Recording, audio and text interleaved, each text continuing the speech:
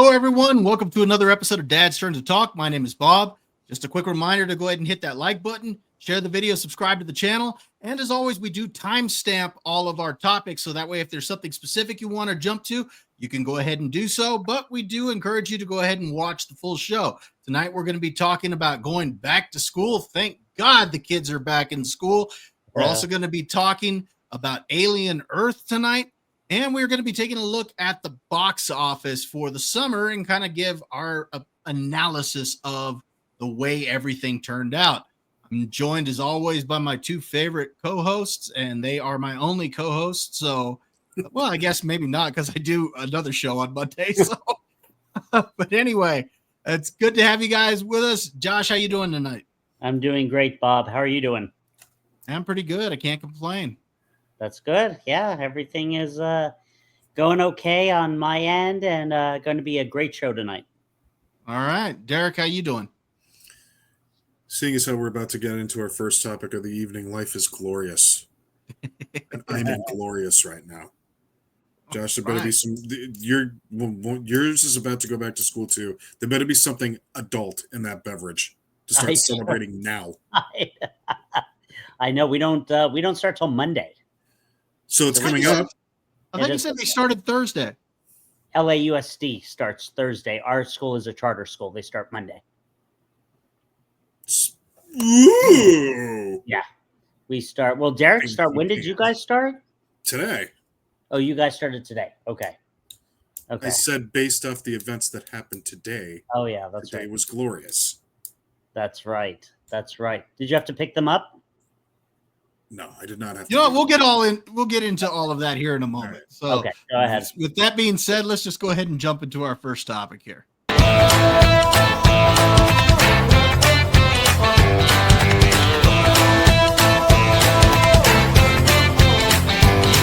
never coming back to school. Never. Actually, I thought you were going to have Rodney Dangerfield. That's right, everyone. The kids are back in school for a lot of people. There's some that are still filtering in, but quite a bit are already back in school. My youngest, he's the only one I got in school right now, and he went back last Monday, so he's already been back for a week and a half.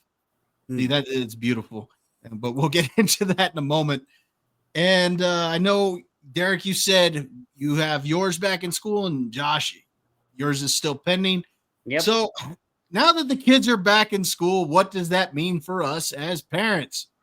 Derek, tell me how wonderful it is to have them back in school. You know what? You should know what that means. It means freedom. Both of you should know what that means. Do you have any idea how beautiful this time of the year is? Yes, I do. Yeah. So everybody keeps talking about that Christmas stuff being the most wonderful time of the year. No, that's absolute nonsense. Get that out of here. Oh, spring's the most time of the year. Yeah, spring's good. I'll give you that, but it's not the most wonderful time of the year. This is the most wonderful time of the year. Okay. Now, I'm going to preface this by saying not every dad out there is a dad who is a husband of a teacher and two kids. So when summer hits in my house, how much of a vacation do you think I get with None. all of them here? Well, I work from home. Oh God, how do you do that? Huh? How do you do that? Like with working from home? I barely do. Look at my head, Josh. You bunch of losers! It's exactly what Beetlejuice gets to say to me. Exactly right. Whenever June hits. So now that they're gone. Yes. I drove back and I got into my house, and do you know what I heard? Nothing. Exactly. Nothing at all. Do you know how glorious, how absolutely breathtakingly beautiful that was? And if that wasn't enough to finally get that level of departure, football season is not that far away. Oh, thank God. Okay? So let's not talk about Santa and the presents anymore. Okay? Let's not talk about getting out of winter. This, my friends, is the best time of the year. And if you're like me, when it comes to this time of the year, you're here for the party. Thank you very much. You're here. Cheers. Mm-hmm. You know, It's that very well is done. one thing that I like about when school goes back into session, because you get high school football, you get college football, the NFL is It back. works. Everything is back during that time. And there's a point in the year where there's football on every single day of the week. Yes. Because you'll have some college games on, like on Tuesday, Wednesday. You've got the Thursday night game along with some college games, some Friday college games, Saturday college games, the NFL on Sunday, Monday night football. It's wonderful. Yeah, it's so good. There was one time that the missus actually booked all of our oldest basketball games, and they were all on Sunday. Oh, They were God. all on Sunday. Yeah. And she had to approach me and say, I need to apologize to you right now for something that I did. And she told me that, and I still haven't forgiven her for it. Oh, what did you Still do? mad. What did I do? Yeah. Did you I have the pouted and was depressed. So what am I supposed to do? You have the games on your phone? No, I'm not going to do that. Oh, that's what I would do. I want to sit and watch that thing in the Well, comfort of my I see own your home. problem now, Josh. Yes, exactly. You think I'm going to sit here just, gosh, let's try it that way. No, I want to watch it from the comfort of my own home. And here's the even bigger problem with that, if I may. Yeah. You try to wait. Oh, it's impossible. And you see how far you get. You can't. Don't get very far at all. Because now, not only do we have Sunday, which is dedicated to me watching my team play football, and obviously some other big games, of course. But Right. now I've got fantasy football with you guys, and you're going to start texting me throughout all that too. What do you And mean? I can't fantasy avoid that. football? What are you talking about? Fantasy football, Josh. Oh, I won last year. It's done. We did one and done.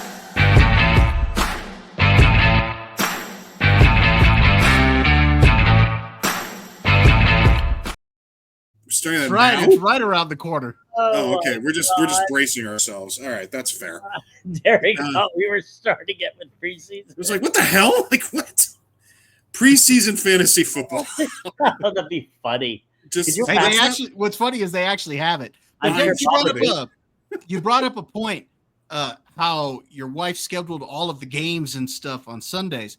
Mhm. That's another thing that goes on when the kids go back to school, because now they got all sorts of activities and sports and Oh, all yeah. sorts of things going on. And as Yes. they get older, you end up having to go to a lot more things than what you used to when they were younger.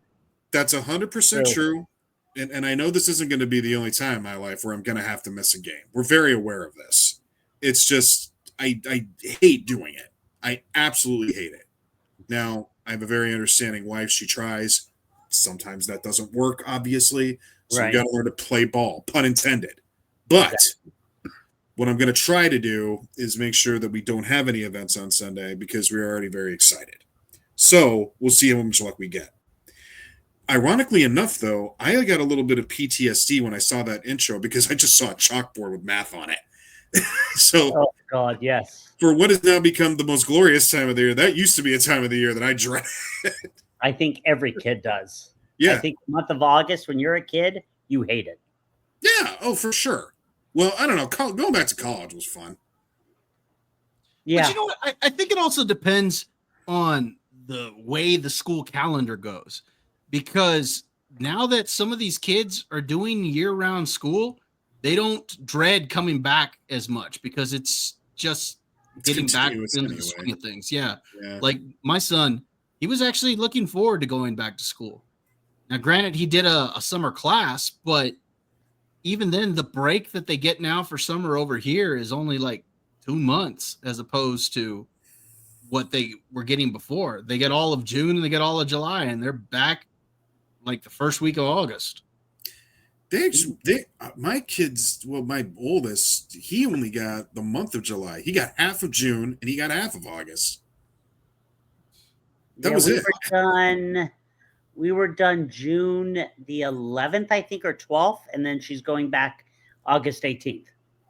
So yeah, So it's about 2 months. That's it. it's about 2 months. Now I remember, and Bob, I don't know why I remember this. Like in elementary school, we would finish, like I remember, like in third grade, we finished like the beginning of June, and then we didn't go back until after Labor Day. Yeah, the school that's year is true. different now. We Mhm. definitely, but how does it work? Because Derek and I here in California, there's no year-round school. I know Texas changed. How does it work? Essentially, they're getting more breaks throughout the year, and their summer vacation is just shorter. Their winter break is still the same, but like they get a fall break that's like 2 weeks long. They get their spring break is a little bit longer. So they just have more days off. I think for Thanksgiving, they're off like the whole week Okay. now, as opposed to just being off for Thanksgiving Day and the day after. So Right. it's a lot different now. The calendar's just different. And I don't see them dreading going back. At least mine weren't when the calendar changed. Okay. Did they change for all the public schools out there, Bob? Are they all continuous now? Well, we already had some that were already doing the year round, and the school district here in town adopted that because some of the surrounding suburbs were already doing year round, and now the main one adopted it. What was it, about 3 years ago, something like that? All right. So, what grade level are they in now? So my oldest is in 4th, and my youngest is in TK. So he's not even real kindergarten yet, but yeah, it's kindergarten junior. And mine's in 3rd. Hold on, Josh, I'm gonna get to you in a minute. Oh, okay. I thought we were just having a regular conversation. Nothing in with There you go, everything. thinking again. No, no. What grade level, Josh? 3rd. 3rd. So, and you said that she's in a charter school, right? Yeah. So they're not part of LAUSD. They kind of branch off from that. See, I had a few that did a charter school out here. It was kind of different. I saw some benefits to it, smaller class size, and it just seemed like more interactions with the teachers and the parents. It seemed like that communication was better. At least I thought it was. Definitely. And then ours is also part of a synagogue. We rent space from the synagogue, but the difference is we have to abide by the Jewish rules. So all the Jewish holidays that happen, especially in the fall, they get that time off. So a lot of parents are like, well, what are we doing with our kids? Especially like You're watching them. Yeah. I mean, it's tough. Like they've set up like little camps and stuff to try to have their kids go there. There's like a camp here in town that they have that they can send their kids to during that time. And yeah, it's been, I think of all of the, 3 years we've been at the school, what was it, 2 years ago, the Jewish holidays were mostly on the weekends, but last year and this year during the week. So it's going to be a challenge. So I mean, you said they set up camps. Like what? I mean, this isn't going to be like the traditional summer camp or anything like that. The one that does the summer camp does like a couple of days of a camp. Do you bake Hamantaschen? We do. Do you learn how to play the shofar? We do. Because what else are you going to do at these camps? I know, That's right? what I'm thinking. I don't think you guys are getting. No. It's not a Jewish camp. It's a camp that's here in LA at one of the colleges that are during all year round, not all year round, that are during the summer, that they specifically will open for all the schools that are part of a synagogue, and we'll have them come in and run a camp for them for 2 days, whatever. Right, but it's still they're Jewish kids, right? No, anyone can go to this camp. Okay. It's like LA Valley College, and they have a camp called Monarch. And Monarch a parent from our school had reached out and said, hey, we have all these breaks because we're part of this synagogue. And I think it was like a non-Jewish person, and said, would you be willing to run a camp? We'll pay you for, 1 day, 2 days, whatever it takes. And they said, yeah. Sounds like a daycare. It sounds like it. I'm just saying it's like this idea that school and synagogue, they gotta link up today. So let's stop school. Let's give the kids something to do. Would anybody like to read about Cain and Abel?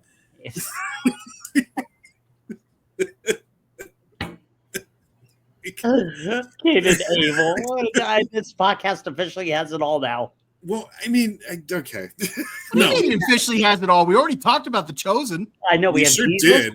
Cain and Abel. Yeah, We need covered Abraham. the turf. We need to talk about Abraham and Isaac. We'll get there. Don't worry. So anyway, yeah. So we're in starting third grade. She is not excited. She's like, I don't want to go back. We're like, you're going back.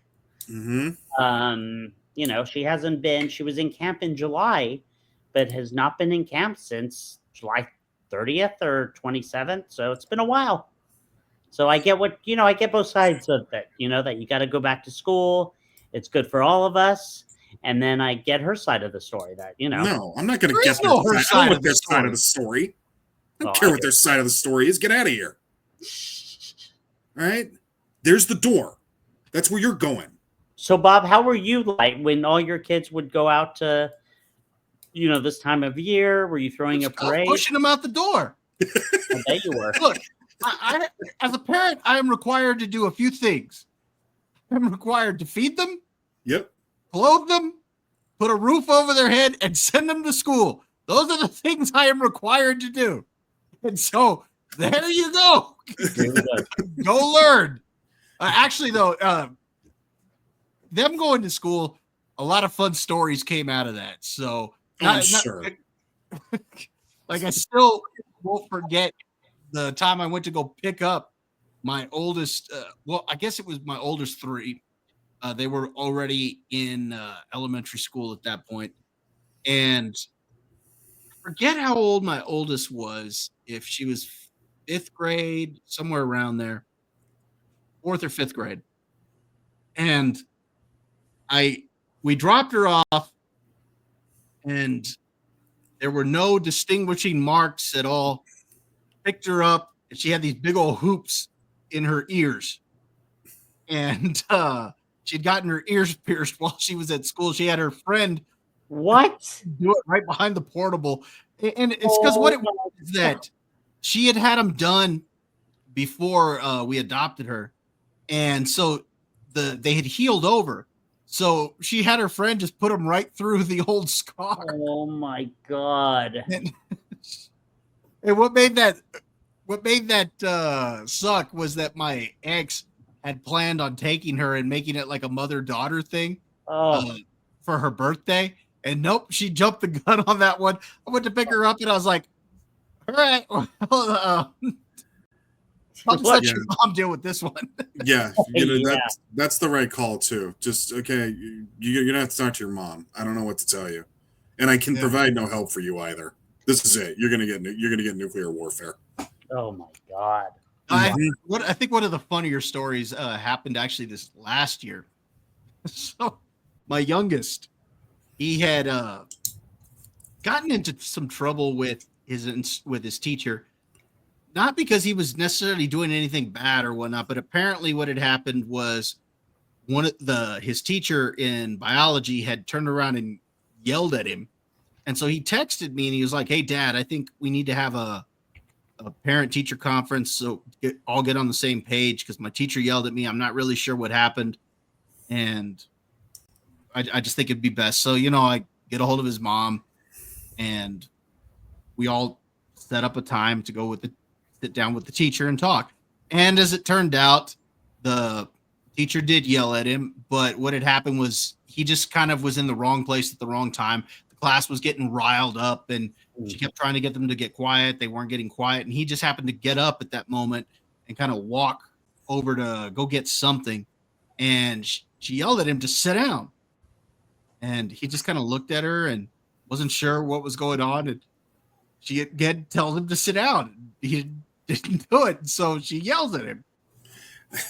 So when we're having the parent teacher conference, she tells the story and he's like, I really didn't understand what was going on or what you were asking, because I was just getting up to go get whatever it was. So I was real confused. And so I'm listening to this and everything. Well, we had the parent teacher conference and everything's fine. But as we're walking out, I looked at him and I said, "All right, was this your French class?" And he says, "No." And I said, "Okay, well, this was your German class, right?" He goes, "No." I said, well, then what part of sit down did you not understand? When she told you to sit down, you were supposed to sit down. He just starts laughing. He's like, okay, yeah. So, Yeah. so you get some good stories when they go back to school. Plus, I've always had fun watching my kids do the sports and in band. But I'll say this.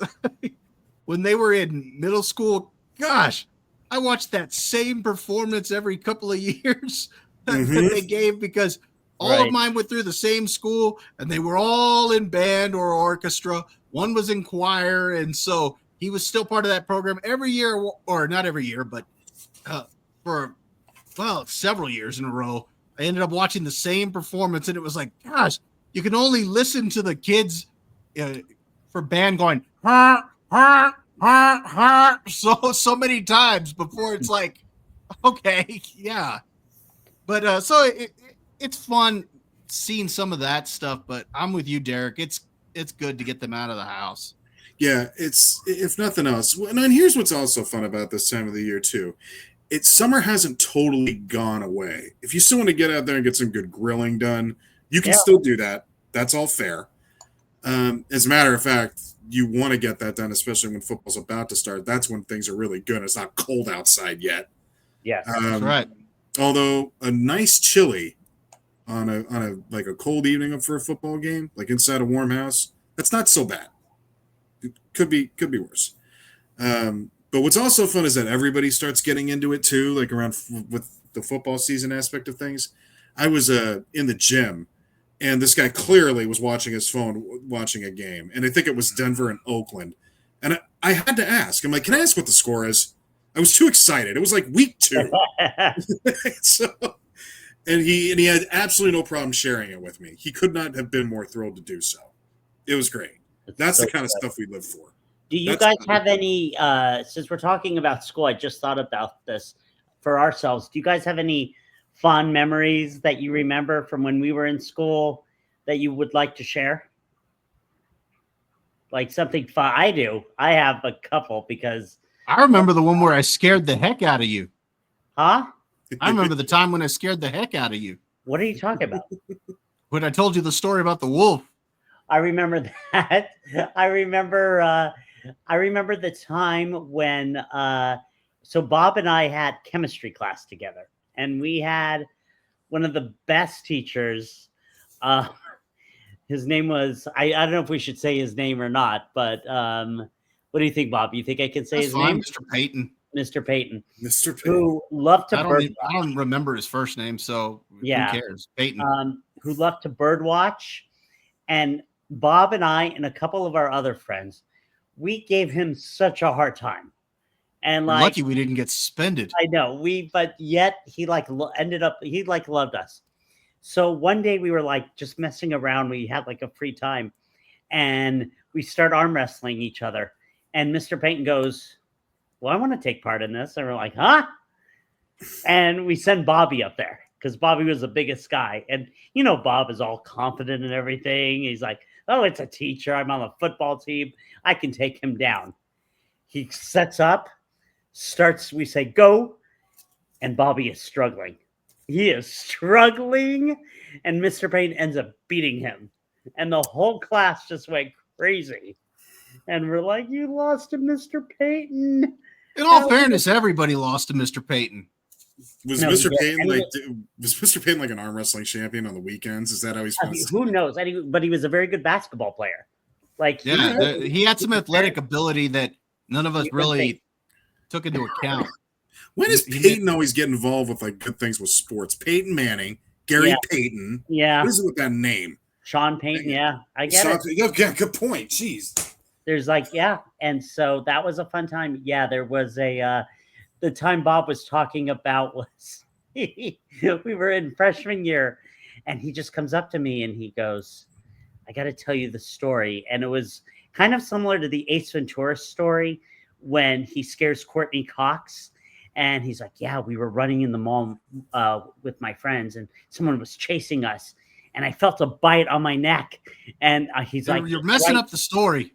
Well, why don't you tell the story then? Tell the story then.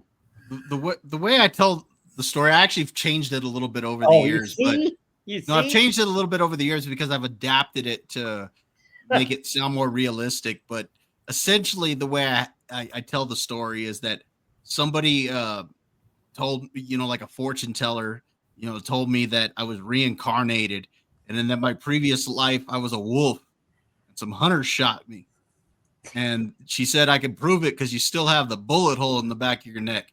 And so what I do is I tell people it's weird because if you feel in the back of my neck, I got this bump here. Here, feel this right here. And so sure enough, as soon as they go to feel it, Yeah, you pull the There, ace. You you know pull the what? ace Ventura. Oh my god. but what's great is when I'll get people that are just the timing's just perfect. They don't see it coming from me. Yeah. You are one I would not expect that with. I will say that. That's a good one. I Yeah, remember another thing. Bob and I were in 6th grade together, and we had to do. We did Beauty and the Beast, and Bob ended up playing. He played the Beast, but he ended up one day somebody was missing, and didn't you play like both parts? And the well, yeah, whole it's because they didn't have anybody who knew the lines, and we needed to rehearse. So I was like, I'll take care of it. And so I was just jumping back and forth between It was so the Beast funny. and one of the other Green screen, characters. split action. Oh, I it was just find it so- funny, Josh, that all your best memories from school involve me. I know. I don't know what. I don't know what else. Does Well, college count? yeah, we can count. Oh God, Derek and I. It wasn't more than like 2 days until we had gotten ourselves in some type of Oh God. shenanigans out And there. then I remember I had gone to bed very late and I hear a knock on my door and it's Derek. And I'm like, huh? I'm like half asleep. And he brought these awesome muffins from this. Remember, what was it called? Paradise Cafe? Paradise Bakery. The Yeah, banana chocolate chip muffins. Yeah. Delicious. And it was just like great for like, oh, I'm sure I was hungover. Or, You were not hungover. You just didn't get a lot of sleep. yeah. Gosh, I wish I had that clip from Friends right now where Ross is like, everybody was going crazy over those little muffins. You know what clip I'm talking about, Yeah. right? Oh God. It just, yeah, college was fun. We had a lot of, there was a lot of fun. College is different because you're an It adult is. already at that point. Yeah. It's you're there is, because you want to be. Yeah. So yes. it's You're having more fun than not, or you should be anyway. yeah. Correct. For all the dorks that actually spent time trying to learn in college, shame on you. You were doing it right. I remember. Yeah, it's good Lord, that's funny. There were a ton of other fun stuff. What about you, Derek? Any good memories? Okay, before college, I went to private school my whole life. Oh, So okay. when I got released for summertime, it was just like thank God. I Yeah, don't have to be around them anymore. I don't have to see them anymore. And when I always got thrown back into it, it's like, here we go again. Yay. did you have to wear uniforms? No, it wasn't, okay. it wasn't anything like that. Well, for kindergarten through 5th, Kind of wish he had. Yeah, Have some I pictures did. of him in those Harry Potter robes. Yeah, I was in the Hufflepuff house. So from kindergarten to 5th, we actually did have to wear those. They were terrible. But then once 6th grade hit, we didn't have to do that anymore. But then it was just like the same people year after year after year after year. Do you have any idea how annoying it is to try to ask for a date for a prom when you've got the same pool Oh God, yeah, every time? You've already asked them all already. yeah. What do you do? Good Lord. You ask outside of school, which I did a lot of. Okay. Because I'm sorry, we know where we stand at this point. We've either dated or we haven't, and if we haven't, we don't want to. So, there's got to be another way. And so I would, invite like friends from Temple, or there were like people from my neighborhood that I knew. Yeah. Like I'm just like, I don't want to. No, this isn't. You and I, we've established our relationship. We know each other quite well. Let's get through senior year, and then we'll just be done. Okay? Sounds good. Yeah. Don't get me wrong. I have, friends from back then, but it's very, very few. It was just like, dude, The high school where I went to was not for me. I'll put it that way. And it was this middle school and high school combined. It was just very small. My graduating class was 60. Holy, ours was like 500. I know. Good So Lord. when I say I had a small pool to choose from, I wasn't kidding. Good 60 Lord. people. Yeah. So that was the school I went to. I could tell some other stuff about it, but I don't want to set Bob's hair on fire. He'll get real mad. What about you, Bob? Or anything you remember you want to share? Yeah, from school. I mean, I enjoyed playing football. I enjoyed the sports. QB. What Yeah. do you mean you rode the bench? What do you mean I enjoyed? I started in my JV years, but I wasn't good enough to start for the varsity, and that's fine.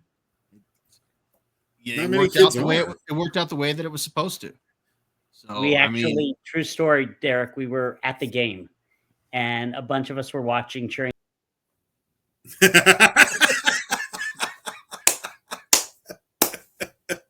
we're not going to share that story. Fine. No. You- It's a great story. This one will not be shared and booted. Okay, I'll tell you later, Derek. Okay. all No, right. actually, it was kind of funny. Go ahead, Josh. It was a funny story. So he starts warming up, and we're like, "Oh my!" I'm just kidding, Josh. No, yeah, it was funny because not only you, man, all Everyone. of you guys got all happy for me only to turn around and nothing happened. Go ahead, He Josh. never went in. That was it. He never went in the game. He was warming up, and then he sat down on the bench. No, it's because what happened was we I were still think you playing were against better our than the other rival. player. I think We you were were better than the other player. We were playing against our rival, and we were getting whipped. I mean, by this point, the game was over, and the coaches told me to go ahead and start warming up. That I was going to get in there, and didn't happen. For each consecutive possession, and finally, it just. All my friends were like, "What happened, man? What happened? We were expecting you to go in. You were warming up." But turns out the reason why that happened, Josh, is because as the game kept going on, they preferred to use me the next day for the JV game. So because I was starting on JV both years. So that was my junior year that happened. I actually didn't play my senior year because I wasn't going to start, and that's fine. I ended up working. That's when I met my ex-wife. If I hadn't done that, I wouldn't have my kids. It worked out the way it was supposed to. Yeah. So I don't look back at it in any negative way. I enjoyed it, but I don't look back at it in any negative way. Got it. Did you ever want to food poison the star just to get like one game? Nah, I wasn't like that. I thought Bob was better than him. They liked him because he was a dual threat quarterback. But Yeah, that was part of my threw problem the is that pick. we ran an option offense. I was not an option quarterback. I could run the option and I could run it well, but I was too slow. So Got it. Well, Well, at least you had football at your school. oh yeah, we had big time football. We didn't have any of that. Yeah, no, it was fun. And then, I enjoyed the time with my friends. But to be honest, I when it came to high school, I'm glad it was over. I wasn't dude. crazy about it. I had fun, but I wasn't crazy about it. And College, my me. experiences were a lot different because I was married already by the time I got into college. Yeah. I remember I found out that I got into U of A in the end of September senior year. So all of senior year, I was just like, get me out. Hey, I paid my dues. Jericho, August. I found out I was in. So you're just like, let's wind this show down, folks. I was like, see ya. yep, heading to out of here. UVA. I don't even need to worry about an ounce of this. Yeah. That was great. Oh yeah. I don't think Honestly, my best college memories were when I was in nursing school. That's And- good. Oh, there you go. That counts. And specifically both my LVN and my RN. Those I really enjoyed because I enjoyed the group of people that I was with, and it was a lot of fun. Like when I was in high school, when they called me up to get my diploma, I got a few cheers here and there, but nobody cared. Yeah. And I don't mean that in a negative. It was a class of 500 people. I mean, What are you they gonna had do? there were the real popular ones, and I wasn't one of them. But Same when here.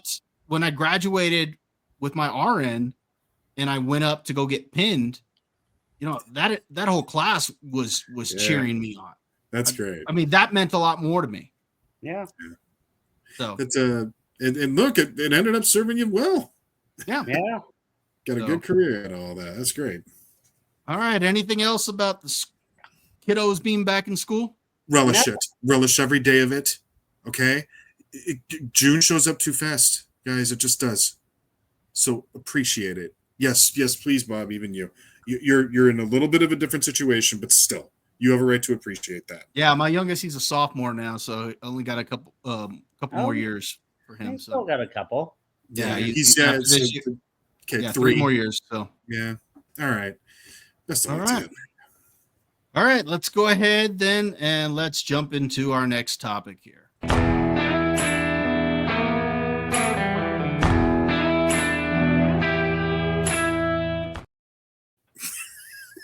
It's kind of like that sad feel to it. Like, oh god, here we go. Sad about this. I'm sad about Yeah, so let's talk about this here.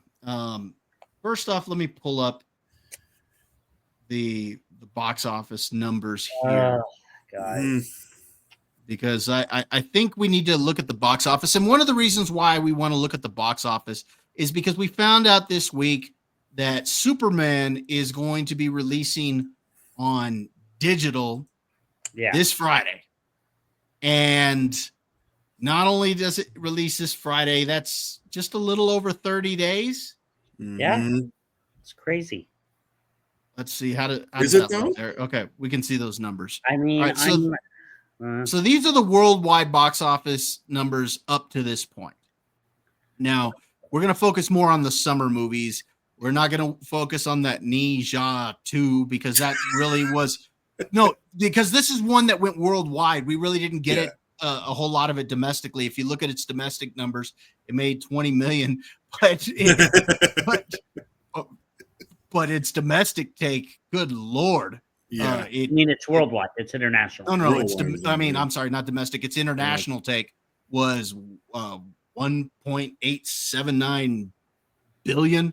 So Yeah. I mean, this thing made a lot of money. It's some anime, I believe. Hey, Bob, So I hate to yeah. interrupt you, but quick question. I'm looking at Jurassic World Rebirth. Didn't we give estimates on that? Do you remember what our estimates were on that? Weren't we around that? I said 850 is what I said. Oh, I think I know said you it guys was had not- higher. Yes. Mm. Okay. So you were the closest. Okay. Yeah. All right, so we're just kind of looking at some of the summer movies here. Wow. Lilo and Stitch, that was king over the summer. Yeah. The only movie this summer that made $1 billion. Bob called it. Minecraft, I wouldn't really consider that a summer movie, No. but it came out, what was it, like the last week of April Yeah. or the week Was it? or next to the No. last week? So Yeah. it did bleed some into the summer. So I'll throw that in there. 955 million worldwide. The next film, and this is what we had talked about a few weeks ago. We talked about those July movies, and we looked at Jurassic Park or Jurassic World Rebirth, over $800 million worldwide. How to Train Your Dragon, the live action remake, 623 million. Mission Impossible, The Final Reckoning, 595 million. I'm disappointed to see that, but if you look at the other Mission Impossible movies, this is kind of along the lines of what it would make, but I wish Tom Cruise's last outing would have done better. Superman at number 7. Wow. Definitely far beyond the $1 billion that some of us thought, or that we all thought initially, and then we kind of changed our estimates as it was going. So yeah, $583 million. Now, it does get another opportunity to make some money on streaming, but that doesn't count at the worldwide box office. I don't think. I think releasing it to streaming as early as they are, I think they're trying to recoup some losses and When are hoping they that they'll get releasing it? Friday. Friday. Oh no, not. I mean to digital. I'm thinking of like when it'll be on Max. It's coming to digital first. Okay. I mean, digital is digital. It don't matter whether it's coming to Max or whatnot. My point is that they're hoping, I think, to recoup some of the costs by people purchasing it on streaming or renting it on streaming. So, yeah, it's box office number at 583 million. For the Snyder fans out there, Man of Steel did win worldwide. Wow. Mhm. But in all fairness, I do think if you had released this Superman movie several years ago, it probably would have made $1 billion. It did suck, but whatever. F1 was a really good movie. 575 million. Fantastic Four. Granted, it's only been in the box office. Or how long has it been? 2 weeks out that it's been out. This 2 is week weeks. 3. 2 weeks. 439 million. So it's not bad. It's the better of the Marvel films, but definitely not what they were hoping for. Well, let's skip down. Thunderbolts started off the summer 382 million. Wow. Let's see. I think Final Destination Bloodlines came out around in the summer. That was 285 million. 28 years later, 150 million. Elio, 147 million. Ballerina, 100 million. I was hoping for more with that one. That's not good.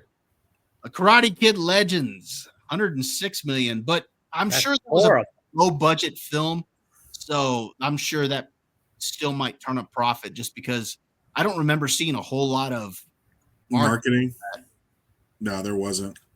So Mhm. let's see. Weapons just came out. It's at 91 million. The Bad Guys 2, 87 million. And I think that's pretty much let's see. I Know What You Did Last Summer, 62 million. The Naked Gun worldwide at 58 million. Let's see. And I think that's pretty much about it. Freakier Friday just barely came out. So Yeah. made 50 million its opening weekend. Yeah, that's pretty much about it. So that's our summer box office. Any surprises on here? Josh, we'll start with you. I mean, I'm still shocked about Superman. I really am. I think I reached out to you about this, Bob, about this topic. And like, are they releasing it way too quickly to digital? I mean, when all three of us were young, it took like a year to rent a movie. And It's here not that- in a month, and it's just not that time anymore, man. I know. It's just crazy to me. I thought it would have done better. I really did. I thought Fantastic Four maybe would have done better because I like that one. But Hey, Derek told you. you I did. did tell you. You did. You did. I don't know what to think. Like, I know you guys didn't like Superman. Bob, you were disappointed and you liked some of the parts. But overall, you were disappointed in it. Disappointed Derek, in you the didn't story, like it at yes. all. You didn't, Derek, you didn't like it. I liked it. No. I just, but I did not go back to see it in the theaters. I wanted to. I just have. There's other movies I've seen since then that I wanted to see as well. And I guess maybe it just didn't blow me away like I thought it would. And I guess that's the norm now. Again, now you start thinking, is there superhero fatigue? And Bob, you have mentioned this, and so have you, Derek, about maybe we're into the gaming movies now. Maybe that's what people like to see. Minecraft, Super Mario Brothers, Zelda when it comes out. Mortal Kombat 2. Mortal Kombat 2. Like, that would be very interesting to see Mortal Kombat 2 does.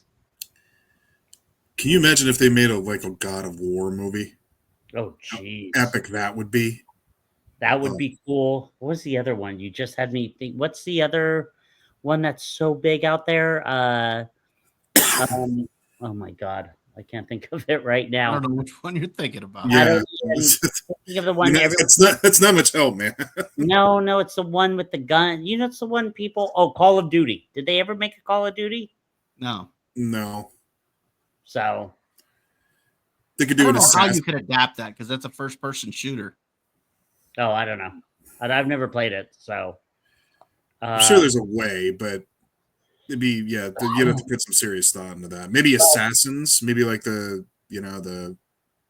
guy, Oh, Assassin's Creed. That stuff. something like But they that. made a movie of that, didn't they? I don't know. Maybe they made Tomb I think Raider. they did. They did Tomb Oh, Raider. did I know they? that. All right, then maybe I just missed it. Yeah. Yeah. Anyway, You bring up a point, Josh, about there possibly being superhero fatigue, and I hate we've to say talked it. about it extensively on the show, and it seems to be the case that when you get a $1 billion movie like a Deadpool and Wolverine, those are the exceptions now at this point. I saw some, speaking of superhero fatigue, I saw some people talking about next year's movies, and somebody was predicting that Supergirl was going to make more money than Spider-Man next summer. Oh God. Wow. What's he on? Yeah, I don't see that happening. I would love some of that. I could see Spider-Man still making $1 billion. It is Spider-Man after all. That's true. Hey Bob, can I ask you something real quick? Yeah. If Henry Cavill had played Superman, do you think it would have done better? Same story? No, I don't think you could have done that story with Henry Cavill. Okay. I think Henry Cavill was a different type of Superman, but I do think that DC shot itself in the foot with a lot of things. Now, we kind of mentioned this when we talked about Superman on our review, saying that maybe it didn't need to make $1 billion because they are starting a brand new franchise. Maybe the point is just to get people talking about this again. But I will say that is disappointing. I would have thought that anything below 700, 800 million is disappointing. Yeah, it is disappointing.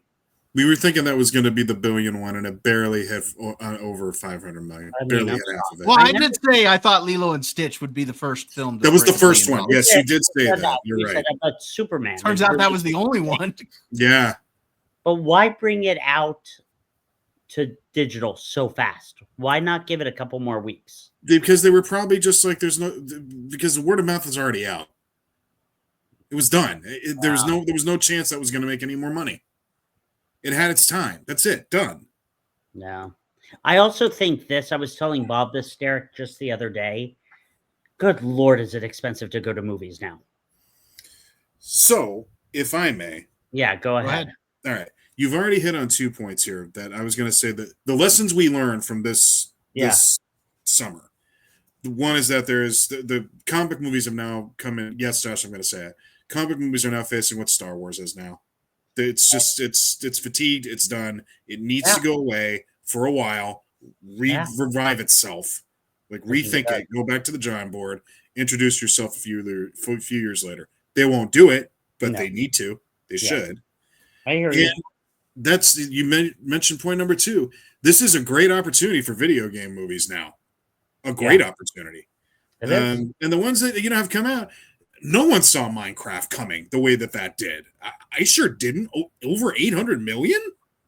That's amazing. I knew it was popular, but not money-wise popular. I know a lot of people didn't think Super Mario was going to make $1 billion. No. I mean, they thought it would do well, but I know a lot of people didn't think it was going to get over $1 billion, and it did. Well, and this ties into the fact that it's now, this wasn't in my lessons learned, but it's clear kids movies will still make you real good money, if not take the whole cake, which Lilo and Stitch has right now. Yeah. So now you have 2 birds, 1 stone there. Because not only do you get a video game movie, you may get a kid movie too. And maybe that was the success of Minecraft. So it's not guaranteed though, because I mean, you look at Elio. True. And then if you look earlier in the year Snow White. Well, we that had lots of problems. It didn't really. Yeah, but I still wanted to say it. You can't even compare. It's Well, but then it gets back to name recognition about when you want to go see a movie too. If it's a video game, that's name recognition, like comic book heroes used to be. Correct. So now you have that. You have that name, that brand.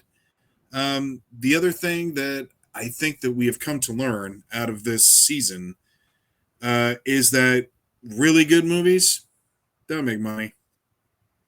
They don't make money. They It don't sucks. make money. No. They're not I mean- guaranteed to make money. Yeah, I mean, Just- okay, F1 was in the F1. I think was your favorite movie this summer, right, Bob? That was my favorite movie, but because of its budget, it may not turn a profit. Now, Exactly. but here's the flip side to that. It is the highest grossing Apple original release because this came out from Apple Studios or whatever. So this is their highest rated or highest grossing release that they've had so far. It's just they also put a big budget behind it. So for it to turn a profit, it's got to make quite a bit. Maybe it'll get there, but chances are they're going to have to find another way to get that profit. And that's the downside with streaming is that nowadays you can't turn a profit the way that you used to because of streaming. Yeah, you get companies to pay for the rights to show it on their streaming service, but back in the day, well, not even back in the day, just up until recently, there was a big push to have that home release, with the DVDs and the Blu-rays, and you could recoup some of what you lost on that home release. Yeah. That Not was so the much second. anymore. That was the second release. A lot of people relied on that. Yeah. But it's okay. So F1 made the top 10. Great. We both saw how much it took in. We all saw how much it took in. It was not a lot. Right. Okay. So there's that. That's number one. Ballerina was 20. And I'll give Naked Gun this. It hadn't been out all that long, but it's still 35. I don't think it's going to climb anywhere past 20, if you ask me. So the three most enjoyable movies of the summer didn't draw jack, really, in terms of business. Why? So why? Yeah. That leads to point number 4. Movie theaters need to learn how to change their business model. Period. End of story. They need to start getting creative. Just titles for movies anymore aren't doing it. So then I've listed out a bunch of ideas. They can take them. I I remember. won't consider it stealing. That's fine. Watch. I just curse myself. Now everybody's going to take them, and I'm going to make no money. You know what, Derek? Yesterday we went to go see Freaker Friday, and we hadn't bought advance tickets. And Bob, you don't even know this. We decided to go to Regal Cinema, and the reason is, I looked up AMC, and we took one of Charlie's friends with us. So it was me, Lisa, Charlie, and her friend. And I went and I did the tickets, $105. And I was like, what? And then I went to Regal, and there was a discount, and it was like $54.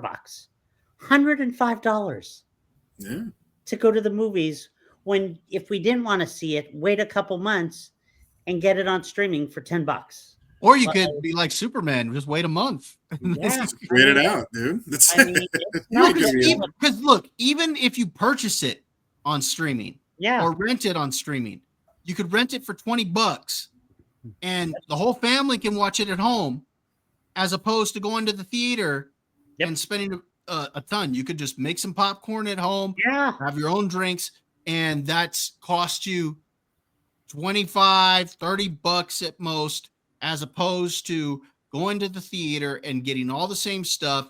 And just for 3 of you, it could be close to $100, if not more. Yeah, it's crazy. A tub of popcorn is now $10.50 here. change the business model.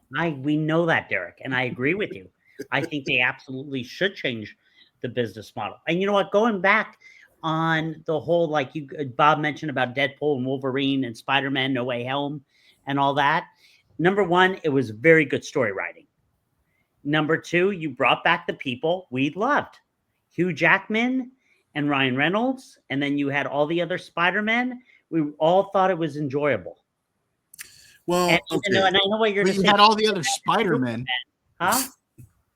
What? You had all the other Spider-Men Bob was asking about.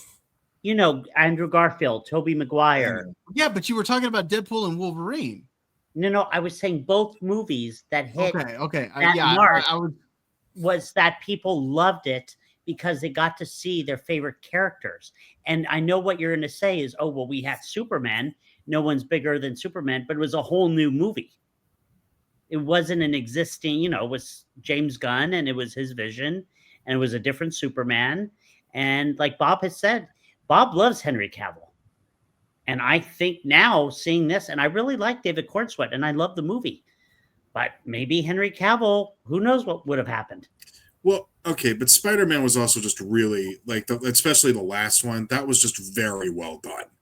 They did an excellent job on that. You got to keep in mind that was marketed extremely well. Yeah, that's true. There was a lot of rumor going around whether you would see the other Spider-Man or not. Right. They never actually confirmed it. It was just rumor going around. I mean, we saw in the trailers some of the villains, so we assumed we were getting it, but it wasn't for sure. So it built up anticipation. Deadpool and Wolverine, it was that they had been teasing Deadpool and Wolverine together for quite some time. And again, the marketing leading up to it was great. Like the announcement that Deadpool and Wolverine were going to be together was great. You know, Ryan Reynolds is sitting there and he's like, I've been writing and doing all this and I've got nothing, you know. And all of a sudden you got Hugh Jackman walking behind him and he's like, hey, Hugh, you want to play Wolverine? Yeah. Sure. I mean, it was great marketing. So it felt like an event movie. Both of those did. But so did Superman, Bob. They marketed all over the city. Yeah, but it didn't feel quite like the same event.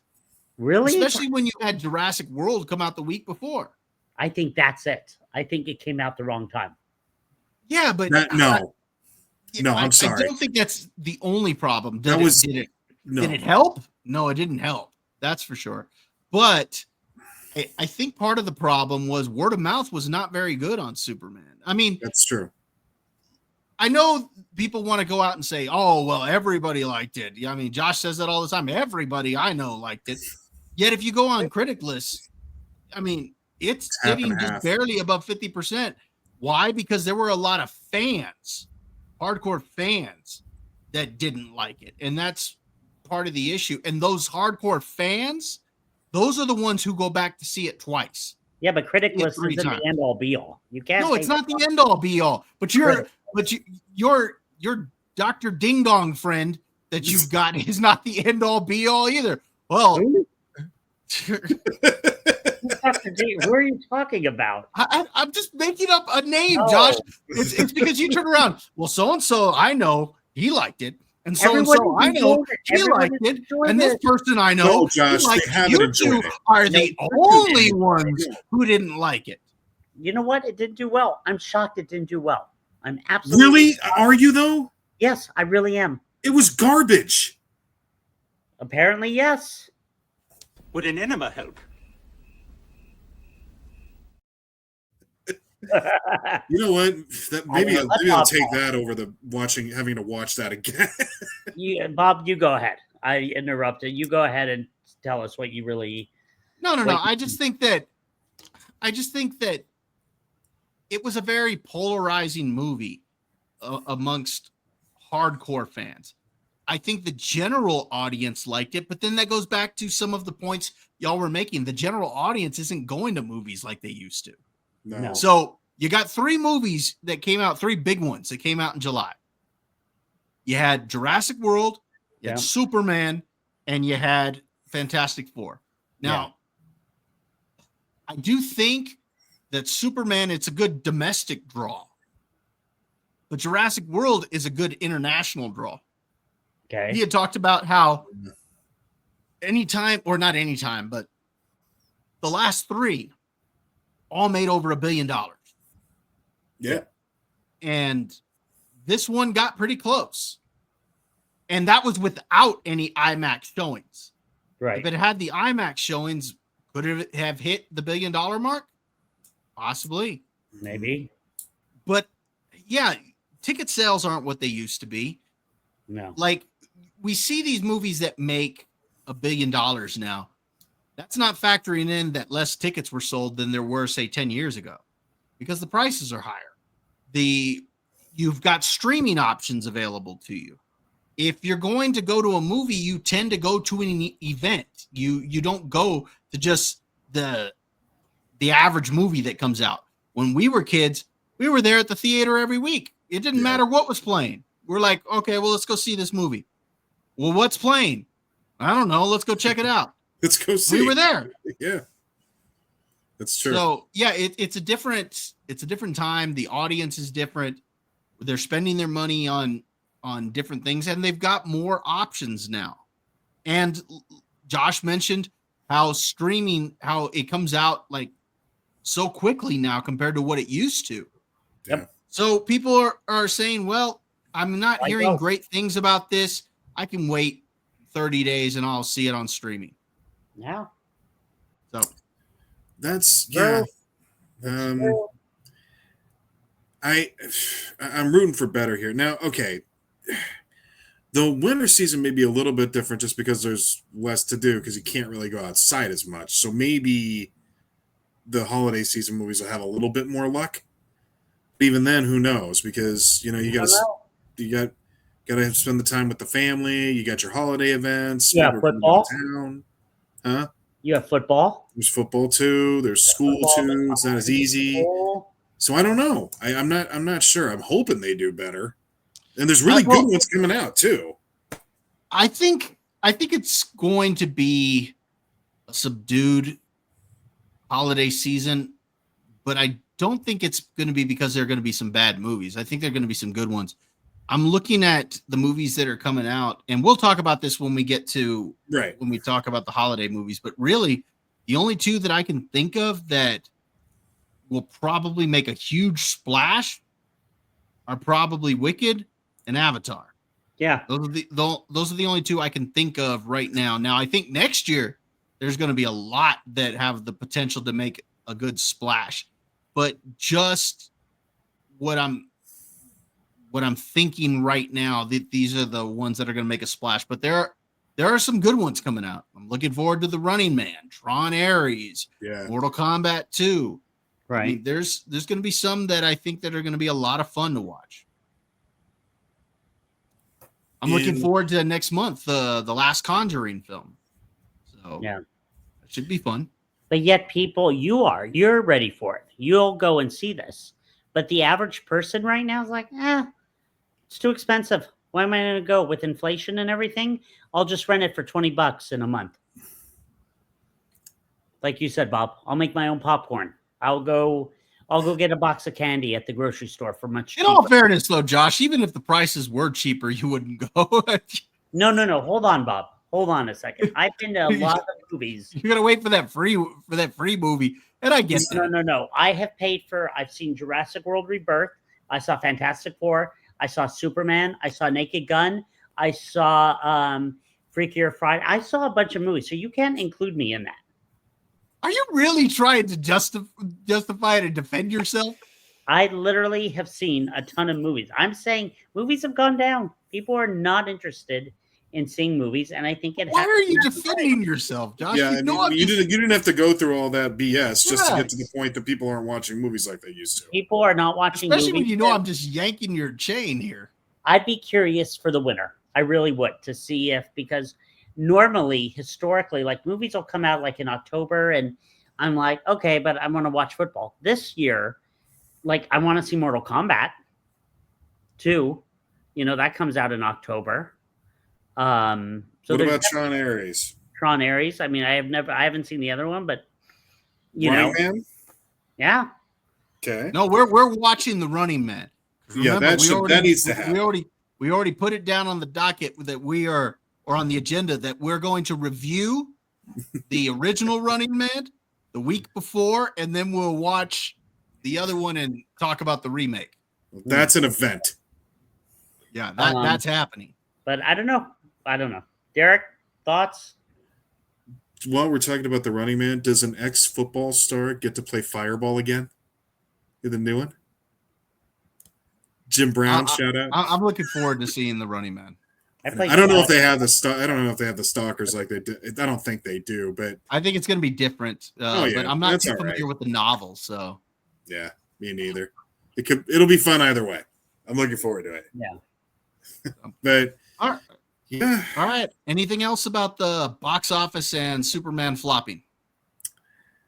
Zootopia 2's coming out. We forgot. When does that come out? November. Well, what does it say? It does. It just says Zootopia 2 could become Disney's highest grossing animated film of all time. Well, this we should talk about when we get to the winter movies. Let's see. Hold Okay. on. Comes out November 26th. Thanksgiving. Okay. Yeah, that's a good weekend for it. Yeah. Yeah. It'll do good business. All right. I'm sure it will. I Yeah. don't know if it'll be the highest grossing film of all time for Disney. Yeah. I I mean, don't, That's like you got to get into some way bigger stuff than that. yeah. What are they? Yeah. I got that from Movie Web, so I don't know what they're thinking. I mean, just even the live action Lion King. I mean, that made over, what was it, 1.5, like $1.6 billion. Yeah. I just don't see Zootopia doing that. I mean, I'm sure it's gonna make a lot of money, but Yeah, it's not exactly like Disney's big name. So maybe they mean it'll be the highest grossing animated film of all time. Maybe that. So even that, though. I think it's pushing it, but we'll see. Yeah. Yeah. All Maybe animated. I think it did say animated. It did say anime or it didn't? Yeah, it did. Okay. So that's a possibility, but I think that's still pushing it. Mm, But it's on a good weekend, Thanksgiving. Yeah. It's a good Highest weekend for it. grossing animated film of all time. Yeah. let's So, slow the brakes there. Let's put the brakes on. Right? all right. Anything All else? right. Thanks for nothing, Summer. Yeah, it's Well, disappointing okay. because I actually do think there were some good ones. There were some stinkers and there Yeah. were some There were disappointing some ones, stinkers. but there were a few that I liked. F1, The Naked Gun, Ballerina. I thought those were all good. And actually, my kids really got a good kick out of the live Lilo and Stitch too. So Yeah, there's something to you be know, said about a good kids movie. that was enjoyable. I mean, Yeah. it's not the greatest, but it was enjoyable. Yeah, Liked it. yeah, good stuff. All right, good stuff. All right. Anything else, Josh? Nope. I'm good. All right. Let's go to the next one. Let's go ahead and get into our final topic for the night.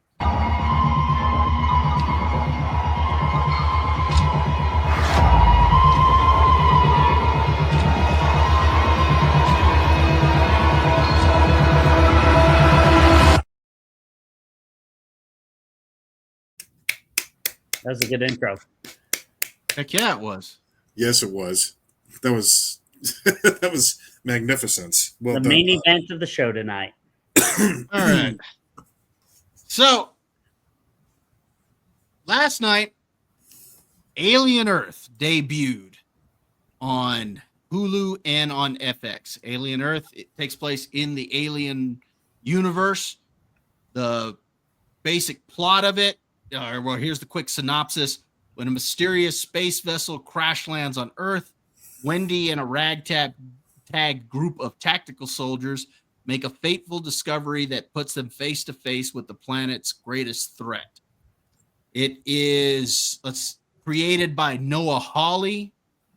It stars Sidney Chandler, Alex Lothar, Timothy Oliphant. He looks cool in the, or looks weird in the show, but that's cool. So yeah, this is set 2 years before the original Alien. Now, before we get into it, I just kind of need to know where you're at, just for transparency. Josh, you did not see the second episode, but you saw the first one, right? Correct.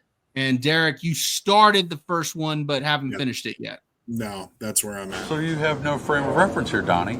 You're like a child who wanders into the middle of a movie and So Zing. before we get into the spoiler section, and we'll throw our spoiler warning up in a moment, just real quick, what has y'all's experience been with the Alien franchise? What do you think of these films as a whole? Derek, what do you think of these films? I think you can go back to the archives of our episodes and hear my thoughts on exactly how I feel about all this. We know you like that trailer. That's the trailer was, oh god, it was great. These movies are, I always refuse to believe that a really awesome, great story can't come out of just movies themselves, where they have to be based off comic books or like video games or stuff like that. No, folks, we used to do great stories at the movies all the time, and this has gone beyond the movies now. This is a fantastic sci-fi series. It's great on so many levels. It's hard to even begin to. I can't even begin to explain them all. Now, has every movie been great? No, they haven't been. That's an understatement there. But they usually get it more right than wrong. Okay, so that's to me a win. And it looks like this show, and you guys are going to talk about this too, but from what I've seen so far, I am definitely intrigued, very intrigued. I love stuff like this. You know, good sci-fi thrillers, sign me up. So right. I'm looking forward to digging into this even more. But been a fan of the movies before that. Some would say that the second film in Aliens is better than Alien. I've heard that debate. I think that's I think it's hard. I think both actually are pretty great in my eyes, but I would understand how people did feel that way about the second one. But a big fan here. Big fan. All right. What's your personal favorite? Probably the first. Probably the first. Yeah. The Ridley Scott original. Okay.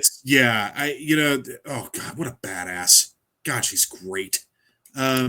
She is the original, like when I think of like the first like female superhero that I can really remember being like, God, she's awesome. Like it was her.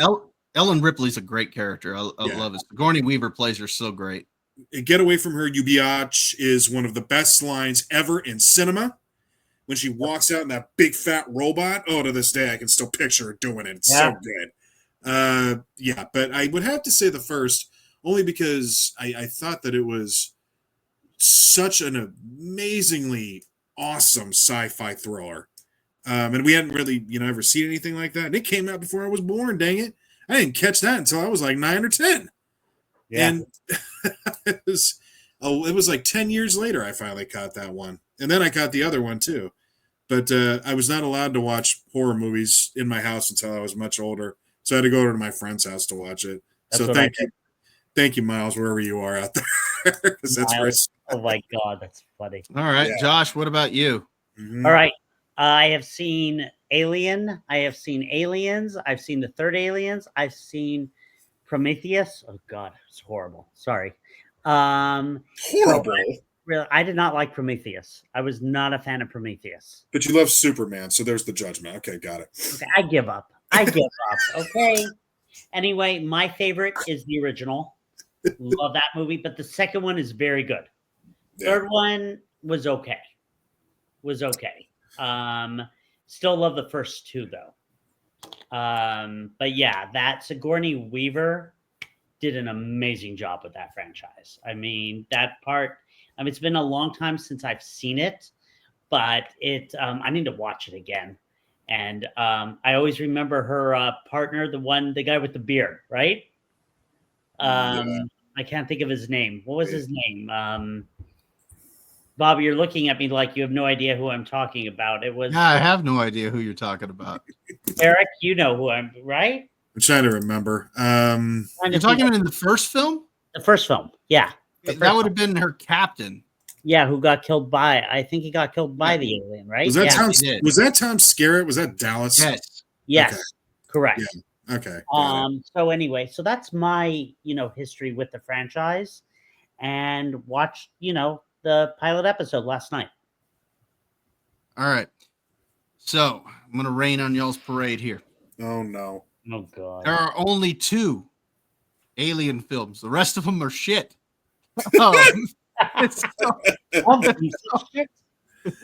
He just cursed. Yes, I did. So the original Alien is awesome. Yeah. It is really, really good. I like the second one better. I think that I mainly because I like the characters so much. Those Marines are awesome. And of course, Sigourney Weaver, the arc she goes on, when you count from the first film all the way to where she ends up at the end of the second film, I love the arc that she goes on. Character of Newt is a fun character. Hicks, Hudson, Vasquez is a great character. I love all of those characters. And then what's his name? The Paul Reiser's character. Oh, I forgot. Oh, yes. What was his name? I can't remember. I can't either. Burke. Yes.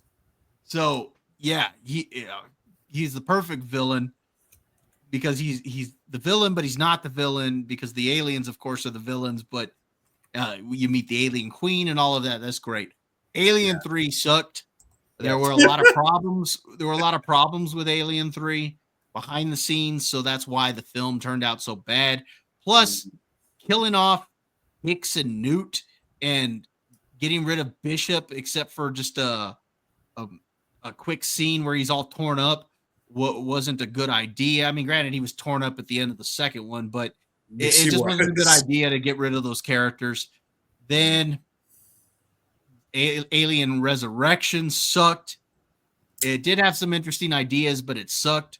Winona Ryder was cool in the movie. Yeah. Prometheus sucked. Yeah. But it did have some interesting concepts. I just didn't like the execution of it. And that actually gets into Alien Romulus, and I'll get to that in a moment. Alien Covenant sucked. So, again, they carried over some of the ideas. The best part of Prometheus and Alien Covenant was Michael Fassbender's character as I can't remember the name of the android he played, but he was cool in the movie. I liked his character. He did a good job. David, that was the name of his character. So I liked that. Alien Romulus I actually enjoyed Alien Romulus. It's set between the first two films. It should have ended at the first ending because it has like a second ending to it that sucked. And that was where they carried over some ideas from Prometheus, which again, I liked. I thought they were an interesting concept, but I didn't like the way they were executed in Prometheus. And same thing here, weren't executed as well. So now that brings us to Alien Earth. Alien Earth takes place after Prometheus, after Alien Covenant. It's set 2 years before the original Alien. And let's go ahead and let's throw up a spoiler warning here real quick. There we go.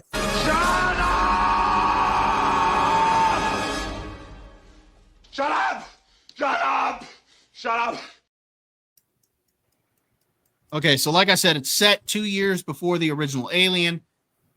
When the show starts, it starts on this spaceship that's carrying all of these alien life forms, and eventually it crash lands on Earth, and that's where the real fun begins, because while they're searching and trying to rescue all the people, it lands like in this city that is actually built by a rival corporation to the Weyland-Yutani Corporation. It's a rival corporation, and they actually talk about it in the second episode, how there's jurisdiction and all this stuff owned by these corporations. So these corporations have a lot of power. We already saw that in some of the other Alien films, the power behind the Weyland-Yutani Corporation. So there's all of that going on there. And so the alien life forms are running around the ship loose. And there's a whole group of androids, or not androids. I guess they are androids, but they have human consciousness actually in them. So they're different than the other androids in the rest of the Alien series. So there's some interesting concepts here, and that's kind of the premise of these first two episodes. And it's a little deeper than that, but that's just a basic kind of rundown where it's at. So, Derek, of what you've seen so far, what do you think? So far, so good. I do like the notion of that rival corporation. What really good sci-fi does is it takes concepts from where we stand today, maybe some themes or issues from there, puts it into the future and the story they're trying to tell, and how it makes those themes relate to that story. And so far, from what I can tell, that's what I'm seeing. And so that's good sci-fi. I'm a fan of that. So that's how it's starting for me. With that, it'll probably keep me intrigued, at least through the first episode. So I'm with it so far. What did you think, since you have started it, what did you think of the design of the ships and stuff? Because it very much looks like the Nostromo from the original Alien. So it looks like they kept some of the technology as far as like on these deep sea or deep space ships and whatnot. So that looked kind of interesting to me. What'd you think of that? Yeah, great call out. It was a nice kind of honor to and a great throwback to the original movies and the way that those were set and designed. And I thought it was the same here. Obviously, it's a little more done up because we're in 2025, but still, they did a great service to sticking with all of not only the story but also the design themes of the original too. I thought that was a nice touch. Hopefully, we're going to see more of that as we go through with some more of the actual like thrilling sequences with the aliens, which I'm sure we will. Yeah, and you'll get to that because I think we'll probably do a watch of this weekly and talk about that. So Okay. when you guys catch up, yeah. I mean, unless we get to like episode 5 and it completely sucks or something like that. But yeah. Josh, what did you think? Because you talked to me a little bit about what you thought about episode 1. So what did you think? I was a little torn. What I liked about the show was I love the visuals of it. I love how it looked, and I loved how they kind of took, Bob, you mentioned that it takes place 2 years before the original Aliens. So you kind of get that look a little bit, which I really liked. They have some concepts that I thought was interesting. The guy so the part I liked when the alien attacks the girl and the guy is sitting there in the chair and he won't open the door for her. Yeah. I thought that was interesting. Was he being manipulated by the alien or was he bad? No. He was a cyborg. If you think back to the original Alien franchise, the company wanted the aliens. They wanted it for their weapons division to study it. They also, you find out in Alien Romulus that a lot of what they learned in Prometheus was how to manipulate life and stuff like that with that black goo and stuff. And that is ultimately what led to the alien creation and all that stuff. So they want this species for weapons purposes, and they also want it because they're trying to find advances in science as far as perfecting like immortality and stuff like that. In fact, that's kind of what they were looking for in Prometheus. Remember, the old guy was basically looking for, cures for himself and stuff like that. So there's a lot of that there. And they talk about in this one how, well, right in the opening, they talk about that there's rival corporations and they're all trying to find their own path to immortality and what that looks like. So each one kind of specializes in something specific. And Wayland Yutani was doing a lot of deep space missions for answers in the out in space as far as that goes. So because they wanted these species, a lot of times the androids that they would have on, or what you see in the original franchises, the android that they would have on the ship would follow their orders and not necessarily the orders of their captain or first officer or anything, because they're there specifically to maintain the company's assets. Okay. Okay. So I don't it's know. not that he was being manipulated. He was doing what he was ordered to do. Okay. So I like that scene, and the beginning intrigued me. I just felt the negative. I just felt the rest of it was very slow, and there was not a lot of action. And for me, it was hard to follow at times. Now, I haven't seen the second episode, and I have been told that there's more action in the second episode. There's a lot more. That second episode. Bob, I'm not sure. The girl who, remember the one who was talking about like sperm and the egg and all that? Yeah. What is her whole story? Because I was confused. So essentially what this rival corporation is doing, they're trying to find their own path to immortality. And what they've done is they took these kids that had cancer or Right. terminal illnesses and whatnot, and they transferred their consciousness into these android bodies. And Okay. so they're not artificial life forms as far as consciousness goes. It's human consciousness, but they're all acting like children because they all have the mentality Right. of a child, which probably that's why they chose, or probably why they chose children, is they could manipulate them into doing what they need them to do a little bit easier. So the one you're referring to, the main character's name is Wendy. Yes. She was a kid. She was the first one that they transferred the consciousness into this body. And her, even though she's an, like an artificial life form or whatnot, she's still got a lot of her emotions and Right. stuff like that, or types of them. And she sees that her brother is part of this search and rescue that's going in to investigate this crash ship. Right. And so she wants to be able to help him.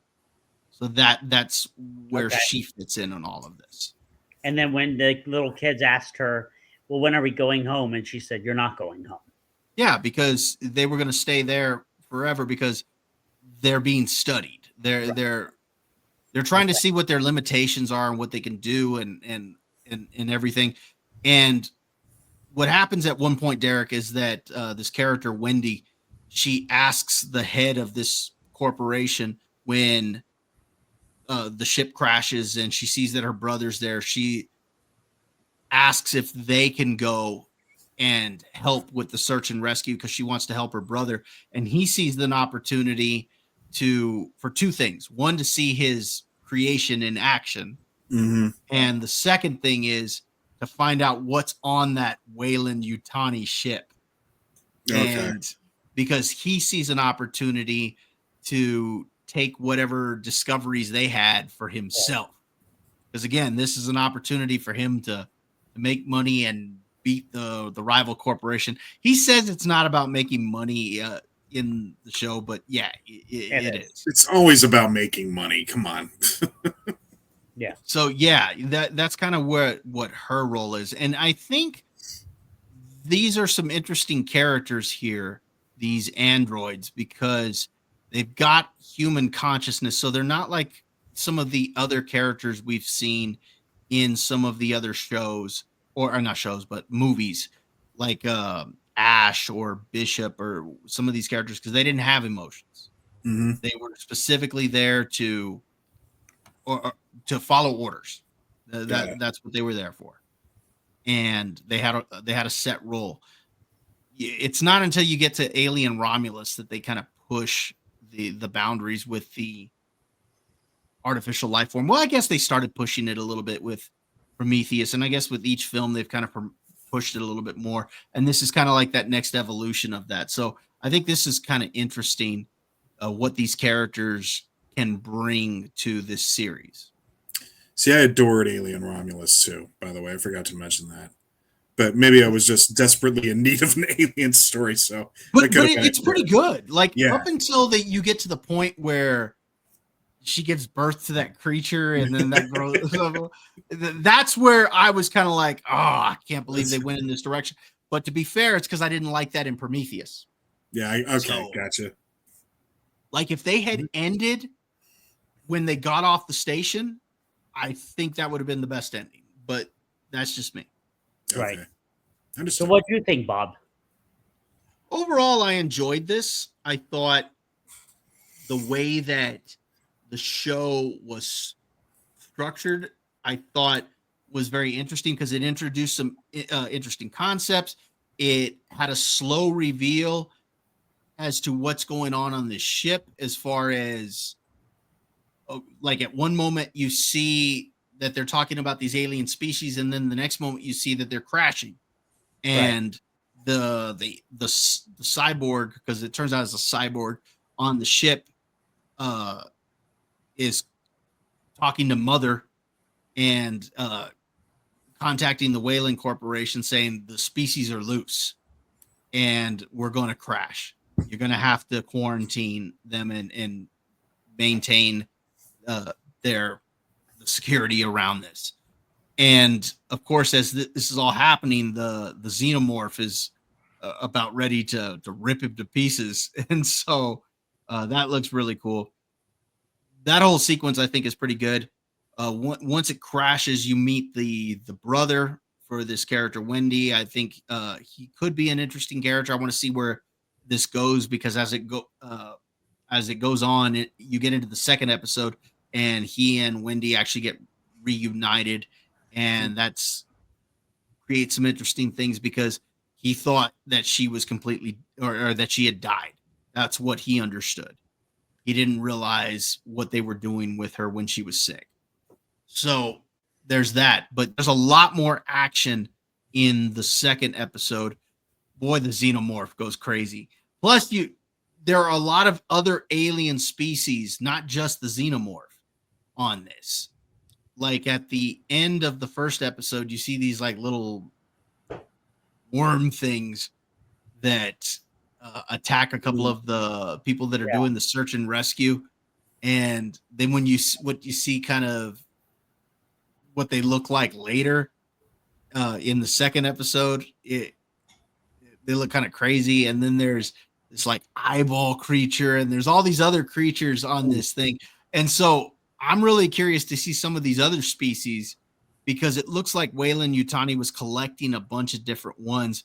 And I'm curious to see how that's going to play into the story for the original Alien, because the story for the original Alien was that the ship, the Nostromo, was diverted from its mission to go investigate the planet that this stuff came from. So I'm curious to see how they're going to try to tie that together, because I'm pretty sure they're going to have some sort of tie there.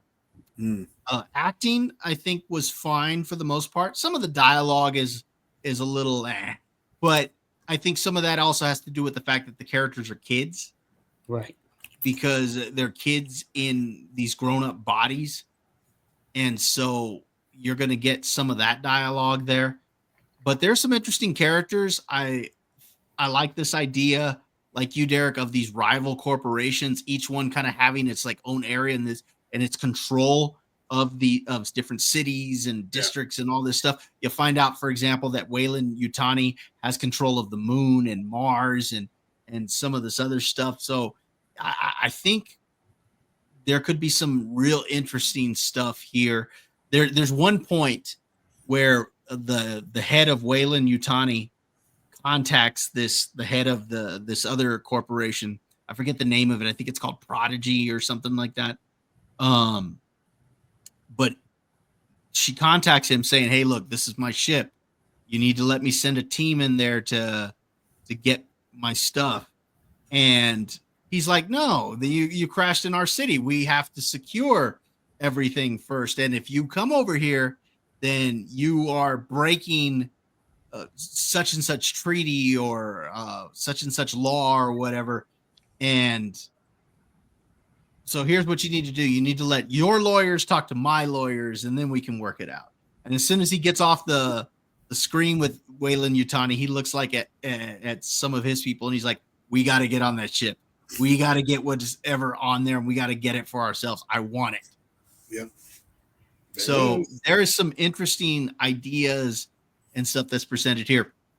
The action in the second, it gets pretty brutal. Okay. It gets really brutal. That's good. Yeah. Be forewarned. There's one particular sequence. I don't want to get into too much detail. There's one particular sequence where the building that this ship crashed into, the search and rescue team, they're not only just checking the ship, but they're going through the floors of this building. And they get to this one door, and the guy answers, and they're having like a costume party or something like that. And they're sitting there saying, "Hey, you guys got to get out of here." And he's, no, we're staying here. And it's about that time that the xenomorph shows up. And Got it. Okay. Because this thing's running loose now. Oh, And God. along with, again, these other alien species, and the carnage that takes place when the xenomorph gets loose is Okay. it's pretty graphic. Okay, very good. Let's put it this way. This earns its TVMA rating. Got it. Say no Yeah, they more. constantly are saying, giving those ratings up before, like, because I had recorded it on FX, and it kept saying after every commercial, viewer discretion is advised. Yeah. Well, they do that. They do that with all their shows that are not exactly, appropriate for Definitely not. anybody young. FX has a lot of TVMA shows. Yeah, they do. Yeah. Even The Bear is TVMA, and it's not as probably nearly as violent No. as what Bob's talking about here. No. Yeah. Now, Yeah. the show overall, I like the aesthetic.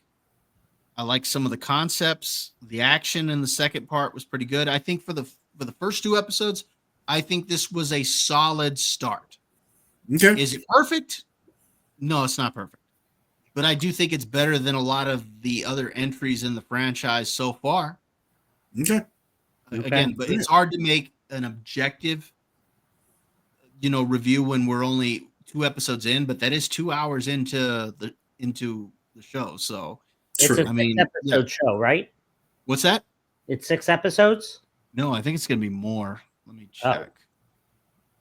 8. Give me 1 second. 8, 10. Yeah.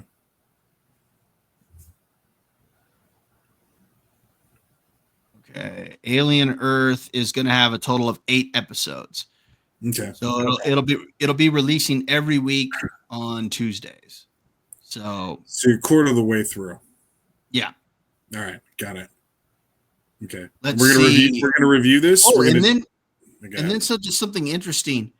They are saying that they've already greenlit a second season of this. Oh, okay. So this could be interesting to see how they Bring it into the kind of original spread Aliens this movie. out and kind of lead this into the original. But Mhm. so far, I'm digging what I've seen through these first 2 episodes. I thought it was entertaining, and I do think it's worth a watch, at least through the first 2. Again, is it perfect? No, but I enjoyed it. Right now, it's sitting. Let's see, with on Rotten Tomatoes. Yeah. Amongst the critics, it's at a 94% with a 76% from the audience. The over on Critic List, it doesn't have enough reviews to have a set score yet. It's only got 8 views out there, but it's got 3 real positive, a couple of decent, and 3 real negative. But to be fair, one of the negative didn't actually leave a review. They just put a percentage up. So, yeah, I think I'm curious to see where this is going to go. And I'm curious to see how the fan base is going to respond to this as a whole. But I do want to know what you guys think after you've seen episode 2. Yeah. And then hopefully we'll be all caught up. So by next week, we can go ahead and talk episode 3 with all of us. Because I think this is some good stuff here, at least to start. So we got our next show we can review all together. That's good. That's fun. Yeah. Excellent. I think this one's worth trying. And then, like I said, if we get to like episode 5 and it sucks, then we can go ahead and drop it. But so far, I think it's a good start. Very good. I'm gonna keep my expectations in check, but good start so far. Looking forward to it.